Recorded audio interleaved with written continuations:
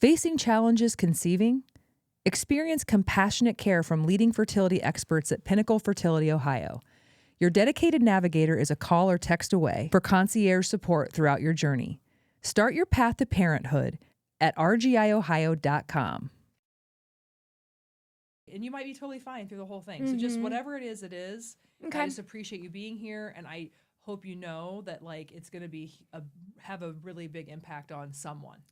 I almost didn't reach out, and then I thought, if it were me, like I was searching for this, you know, and I didn't find it. Yeah. So yeah, see?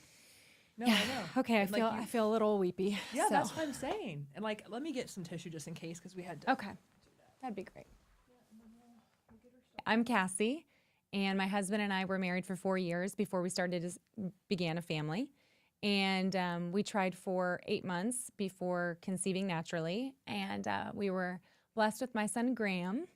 And following that, we had tried to get pregnant again and really struggled. So we had a miscarriage filled with years of infertility, essentially. So we had pursued IUI, and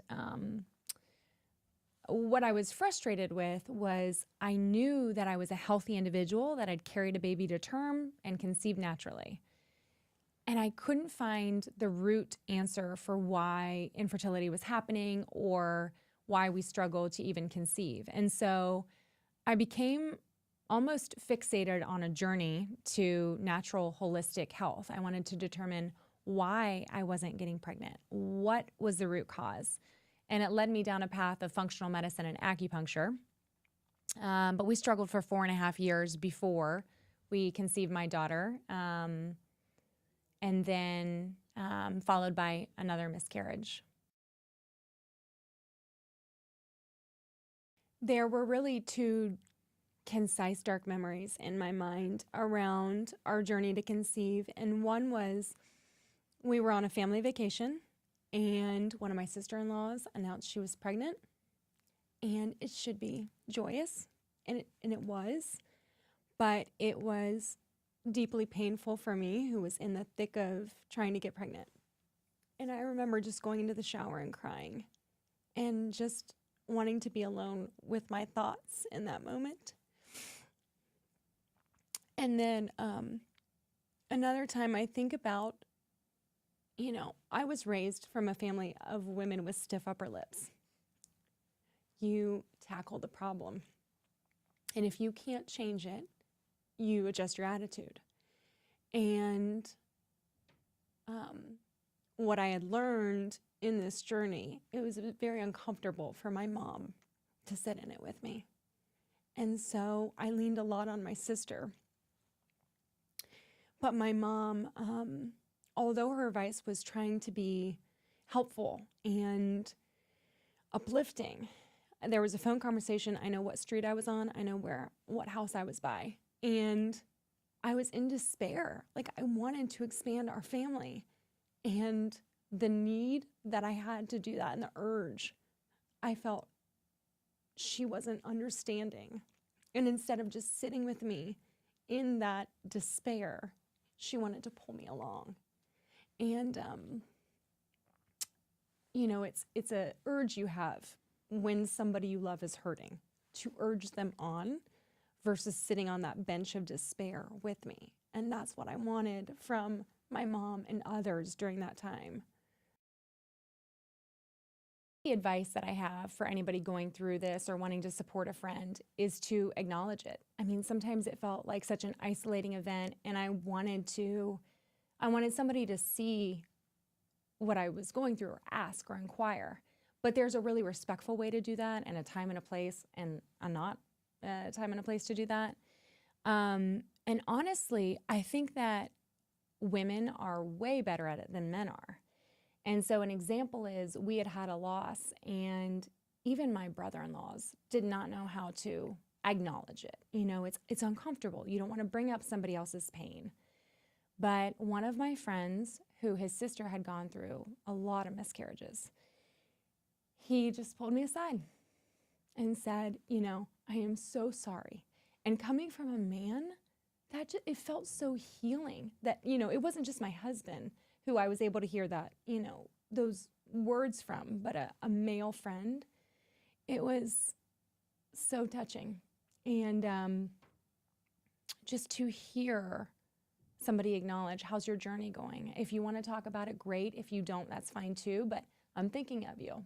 A random text, a check-in, a call, a conversation, you want to go on a walk, just being with that person and sitting with that is just so helpful.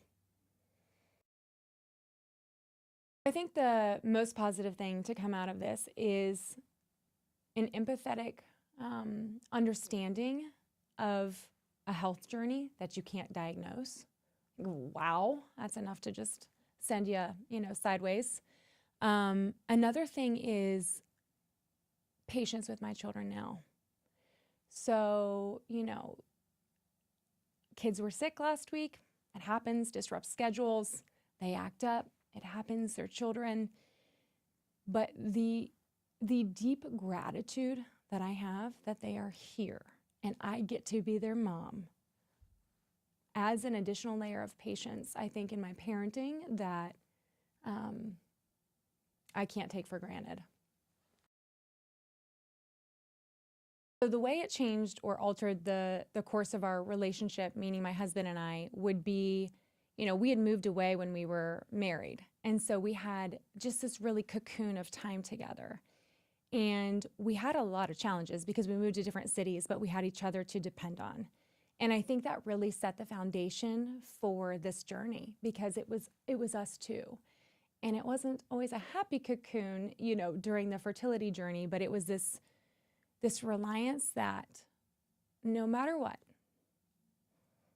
we cherished each other beyond. And I am really lucky to have the husband I have. I mean, he is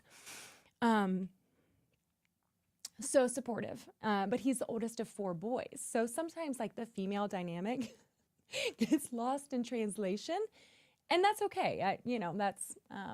It's pretty endearing actually, but he was raised in a big German Catholic family. His dad is one of 9 boys. He is the oldest of 4 boys. And I would go, as we were early dating in, 20s, I would listen to his extended family who were smart, talented women talk about their kids. So, I was looking for ideas or business opportunities, like nursing degrees, or I thought, how interesting that they don't talk about themselves much. They talk about their kids and their families. And now I understand that as a mom, but it was almost okay, you married Cassie and now she can't produce kind of thing. What's wrong with me? Is something defective? Am I not woman enough? And those were the lies I told myself a lot. And to even hear them out loud, it's painful because I know that's not accurate, but it felt true at that time. You really have to advocate for yourself around the healthcare you want. I've had to advocate for myself on the miscarriages I want.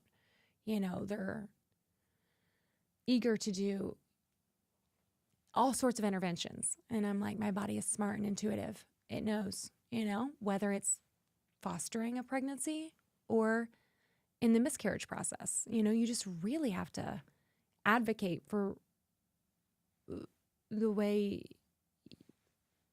you massage that. They want to shove you towards IVF, at least in my case. They were just shoving. And I'm like, but I'm healthy. I carried a baby to term. Why are we like pushing that? Yeah. Should we not? Is there a root cause maybe? And I think it's still a great mystery, left in the world. We know what the weather's going to be a week from today, but we don't know about fertility. Isn't it? Yes. I mean, it's like, on one thing, a really beautiful thing that not everything in my life is sorted out and it's still a mystery. But I mean, geez Louise.